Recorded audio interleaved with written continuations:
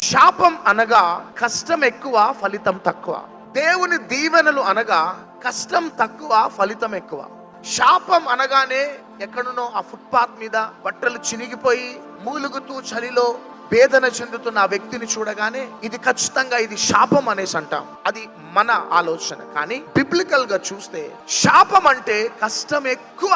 భార్య సంపాదిస్తుంది, భర్త సంపాదిస్తాడు, సొంత ఇల్లు ఉంటది, మంచి వాహనం ఉంటది, అన్ని ఉన్నా 15 days కాగానే సమాధానం ఉండదు ఇంట్లో, చేతిలో డబ్బు అయిపోతుంది. దానిని శాపం అంట. కష్టం ఎక్కువ, ఫలితం తక్కువ.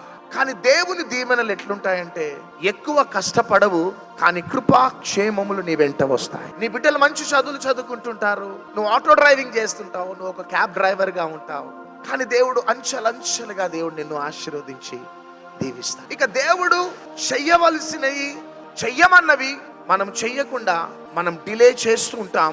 చివరికి శాపం అనేది మన జీవితాలలో అనుభవిస్తూ ఉంటాం.